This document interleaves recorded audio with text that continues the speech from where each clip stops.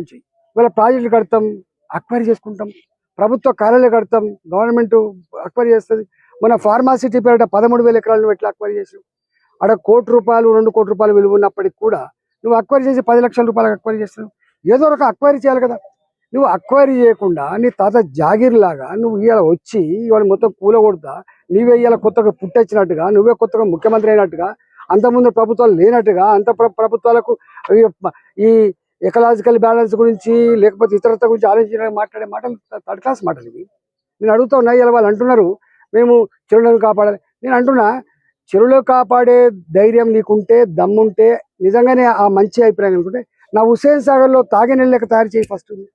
ఇవాళ హైదరాబాద్లో ఉన్న అన్ని చెరువులు పంట పొలాలకు నీళ్ళెచ్చుడు కాక అవన్నీ కూడా మురికి కూపాలుగా మారిపోయినమాట వాస్తవమా కాదా? ఇవాళ ఆ చెరువు చుట్టుపక్కల ఉన్న వాళ్ళు దుర్గంధపూరితమైన బతుకుతున్నారు. ఈగలు, దోమలు, గుర్రపు డెక్క వాసన, అసలు జ్వరాలు. ఎవరు కట్టుకున్నారంటే తక్కువ ధరకు వస్తుందని చెప్పి వాళ్ళు కట్టుకున్నారు.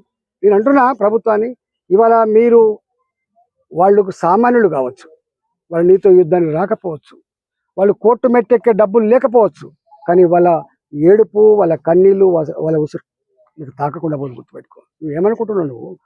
నువ్వేమనుకుంటున్నావు?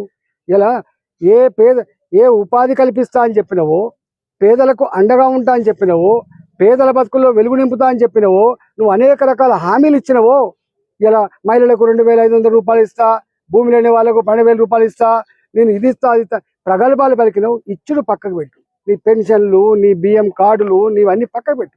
కానీ వాళ్ళ కాళ్ళ మీద వాళ్ళు బతికేటువంటి సామాన్యుల బతుకుల్లో మట్టి కొట్టి నువ్వు వాళ్ళ జీవితాల్లో ఇలా నిప్పులు పోసి నువ్వేం సాధిస్తావని చెప్పి రేవంత్ రెడ్డి అడుగుతున్నాడు. ఇక నీకు ఏం మానవత్వం ఉంది? నువ్వు అనుకుంటున్నావు నువ్వు చాలా గొప్పగా చేస్తున్నా. కొద్దిమంది తెలియని వాళ్ళు, సోషల్ మీడియాలో ఉన్నటువంటి వాళ్ళు కావచ్చు, కొద్దిమంది తెలియని వాళ్ళు ఏమనుకుంటారంటే నిజమే చెరువులు అక్రమంగా ఆక్రమించుకున్నారని చెప్పాను. అరే అక్రమంగా ఆక్రమించుకున్నారా, సక్రమంగా ఆక్రమించుకున్నారా బయటపెట్టు. నేను అడుగుతున్న ప్రభుత్వం దమ్ముంటే ఈ హైదరాబాద్లో ఎన్ని చెరువులు ఉన్నాయి, ఇన్ని చెరువులు ఎన్ని మాయమైనవి, ఈ మాయానికి కారకులు ఎవరు? ఇవాళ బతుకమ్మకుంట అంబరిపేటలో ఎవడు మాయం చేసిండు? ఇవాళ నేను చాలాసార్లు చెప్పిన, కరీంనగర్లో 3 కుంటలు ఉండే 3 చెరువులు ఉండే, దాంట్లో కలెక్టరేట్ కట్టాను.